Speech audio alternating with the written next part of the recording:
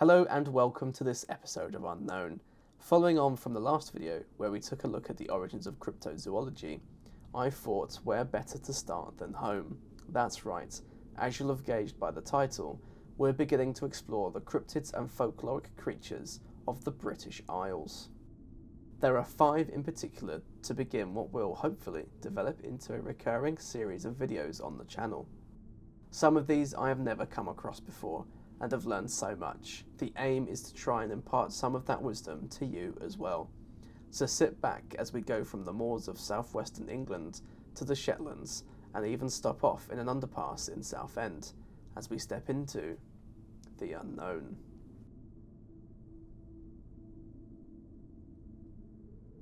A being or creature, depending on your persuasion, entwined with English folklore is Black Annis. Dwelling in caves and stalking the countryside of Leicestershire, Black Agnes, as she's also known, prowls the nights to hunt for unsuspecting children. Once she had them in her grasp, she'd take them back to her cave, feast on their flesh whilst tanning their skins. She'd do this by hanging them from the branches of a large oak tree, said to stand by her cave's entrance. Why would she do this? To wear a skirt sewn from their skins, of course. Grisly stuff. The cave in which Black Annis is said to dwell is located in Dane Hills. Her legend also suggests tunnels running from her cave to Leicester Castle. Whilst waiting at the castle, laying an ambush for an unsuspecting victim, she supposedly took the form of a spirit or cat. I think this is where one of her other names, Cat Anna, originates. Her normal form is probably more grotesque. Blue-faced with iron claws, Black Annis is also reportedly a cyclops, with one red eye. A flesh-eating creature that stalks the night, devouring children and living in a cave seems like pretty standard folklore and legend, as is the reason why she lives in a cave and has a nocturnal preference. If the sun was to touch her, you would best believe it'd turn her to stone. I think that's also probably for the best. From the sounds of it, her appearance and human skin clothes, if seen in broad daylight, would be enough to scare you silly. So where does Black Annis come from? The first written mention comes from an 18th century land deed in the second half of the 1760s. In this deed, it mentions Black Annie's Bower Close. Through my limited etymology skills, I believe you could also read this as Black Annie's Land Under a Tree. Black Annis did live in a cave by a tree, after all. It is actually before then where we get supposed real-world people that are Black Annis.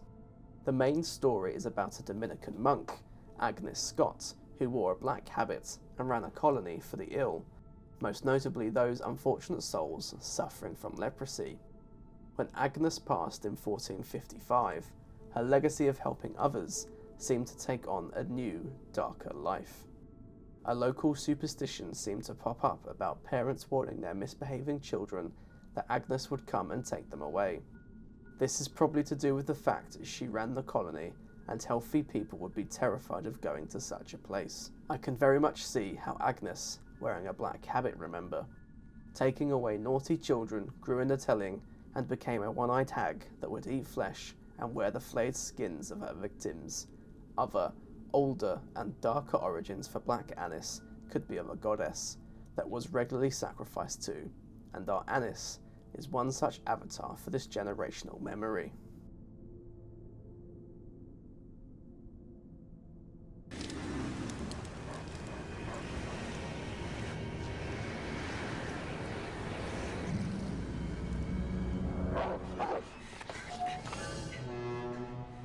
You probably recognise that clip from the third Harry Potter film. In it, we are introduced to the Grimm. Along with other black dogs of folklore and myth, Shuck is an inspiration. And like the others, and this fictionalised embodiment, this spectral dog is often an omen of death. Common descriptions of Shuck are of a large black dog with glowing eyes, mostly red, although sometimes he only has the one. As you'll know, dogs come in a range of sizes, and Shuck is no different. Normally, it's the size of a large dog, but can be as big as a calf or even a horse. No wonder seeing Shuck is a portent of death. Black Shuck is said to have roamed the moors and coasts of East Anglia for centuries. The name is often thought to come from Old English, skuka, devil, or skur, to terrify. The hellhound's most infamous sighting comes from 1577, when a large dog burst through a church's door, heralded by a clap of thunder, killed 2 of the parishioners, caused the steeple to collapse, and left scorch marks on the floor and the door. Seems to be living up to the devil name very well. Another famous haunt of the devil dog is Cromer Hall. Supposedly, Cromer Hall and the Tales of Shuck were also the inspiration for The Hound of Baskervilles by Sir Arthur Conan Doyle. It was here during a golfing holiday that the muse struck Doyle, and one of the most popular Sherlock Holmes stories would be born. Where does Shuck come from? Well, it seems Shuck is one part of a wider mythology around black dogs, and is, perhaps, better explored in a future video. From what I could see, there are many possible origins for Shuck. The wild hunt is certainly one, an ancient phenomena popular across a lot of different European cultures and groups. Perhaps it could also originate from the Scandinavian occupation of East Anglia in the Middle Ages. Here was a melting pot of 2 cultures and religions, and the great hunting hounds of Odin, Geri and Freki, protecting settlers, could definitely be viewed by the Christian Saxons as hellhounds. However long Shuck has been padding around East Anglia, it seems the folklore of spectral dogs predated the incident at the church, and other sightings and stories about Shuck such as Bickling Hall, Suffery and Littleport. Perhaps the concept of Shuck calls back to a time when wild animals such as wolves, or even feral dogs, were a predatory problem. In some tellings, Shuck isn't the omen of death. Instead, he is seen in the opposite, a protector. In the 19th and 20th centuries, Shuck seems to have increasingly grown more benign, accompanying women on their way home, or even aiding travellers that are lost. A herald of doom and death, or a helpful spirit, Shuck has become embedded in the culture of the region, notably the yearly festival held in Bungay, as well as serving as inspiration for many pieces of pop culture. From man's best friend to a cryptid that definitely would rip you limb from limb. The phenomenon of big cats or phantom cats is huge in Britain, especially in modern times. I mean, how can the concept of big cats roaming the quaint English countryside not engage your imagination? Growing up, you heard stories in newspapers or on the news of evidence and sightings of another big cat, and even gossip of animals escaping from zoos on the playground from time to time. The uptick in the big cat phenomena does probably have something to do with the Dangerous Wild Animals Act of 1976. This act sought to curb the ownership of exotic animals, or any animal for that matter, as pets that could be a danger to the general public. It is often thought that instead of complying with this law, either through getting licensed or giving away their animals to proper facilities, that many of these animals were simply released into the wild. Similar to Shuck, I think this topic deserves a video of its own. There is a wide breadth to cover, from countless sightings to more infamous big cats, 2 of which I will detail now in short form. In fact, this could probably be a series. The Beast of Bodmin Moor is perhaps one of the most known examples of phantom big cats here in Britain. First reported in the 1970s, there are thought to have been at least 60 sightings of the infamous feline in the first 20 years of its existence. By now, there are presumably hundreds. With such a high volume of sightings and reports, a government investigation was launched in 1995. The beast was described as black and panther or puma-like, so a pretty decently sized cat if true. Farmers would begin to report dead sheep and cattle as sightings on the moors began to filter through. This all culminated in the official investigation. While not denying the possibility of a big cat roaming the wilds of southwest England, there was no verifiable evidence that there was a big cat in the area. Case closed, it seems. However, a leopard skull would be found on the banks of the River Foy. This surely had to be the missing proof.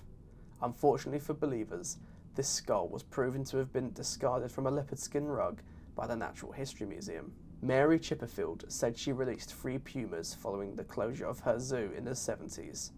Perhaps this explains the stories and possible presence of a big cat in Cornwall. In Devon, the next county to Cornwall, they have their own story of phantom big cats, the Beast of Exmoor. Fun fact for you all, when I went to Exmoor Zoo last year, I got to witness the Beast of Exmoor exhibit they have, which is home to a black leopard. My anecdote aside, let's talk about the Exmoor beast. Very similar to Bodmin, this big cat was elusive with almost all sightings at a distance. This cat was also described as black and puma-sized, though a black panther was sighted a lot more frequently. While big cats have been reported in the wilds of Devon long before this incident, it is what happened in 1983 that made this cat headline news. A spate of lamb killings early in the year put local farmers on edge, and when fully grown ewes were found killed after nighttime attacks, the farmers organised their own hunt. A single day of hunting, supported by horses and hounds in the area by the farmers and others, found nothing. It was also around this time that the general public would start to report sightings. The growing sheep killings and sightings led to military intervention. After a plea of help from Devon police, snipers from the locally stationed Royal Marines Commandos would come in to hunt this predator on the moors. As with Bodmin, no concrete evidence was ever found to prove the elusive cat's existence. More sightings persist into the present day. We're headed to the Shetland Islands for a piece of Scottish folklore in the form of the wolver. Said to be a benevolent werewolf that fishes and leaves the catch of the day for the needy, this is a far cry from the usual tales of wolfmen. The folklore around these beings has them as a humanoid with a wolf's head, covered in brown hair, and very happy being left alone to fish. This does sound like quite the ideal lifestyle to me. The place the wolver was said to fish from is known as Wolver's Stane. A lot of, or all of, this lore comes from Jessie Saxby. She was a Scottish folklorist and detailed the wolver in her 1930s book, Shetland Traditional Lore. Saxby, it would seem, actually created the wolver herself. Thanks to the work of those far more educated than me, it has become apparent Saxby intentionally created the wolver based on a work by Faroese writer Jakob Jakobsen. His book, which I am not even going to try and pronounce, was a deep dive into the place names on Shetland as well as their history and meanings. The wolver actually comes from a surprising place: fairies. Breaking down the many places that come from the Old Norse word for hill, he went into detail on a number of these locations that also started with W-O-L. Jakob worked his magic, pun intended, and stated that wall comes from the Old Norse word for fairy, Ulf. So a place like Wolverhole is actually Ulverhos, or in English, fairy house. I do apologise for any mispronunciations. I am not sure whether Saxby had previous with completely fabricating folklore, but this is, unfortunately, one such time. Anything and everything she wrote about the wolver is from her own imagination, which, in a way, seems to be a shame. This particular type of wolf-human being seemed to be quite a nice one. If you want more on this, I would highly recommend an article on the Shetland Museum and Archives website. Among others, this one provided a lot of information. A more tongue-in-cheek one to see the video off here.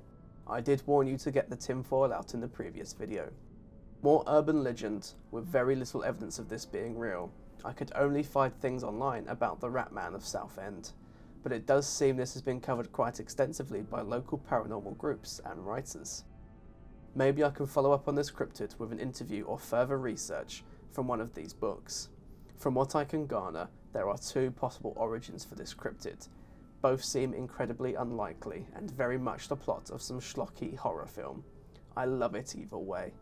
The first, and what seems to be most commonly accepted, is the ghostly apparition of a homeless man that died in an underpass. It was said he was beaten close to death by a group of teenagers, and when they took his blanket away, he succumbed to the cold. Rats that also inhabited the underpass and local area feasted on his corpse.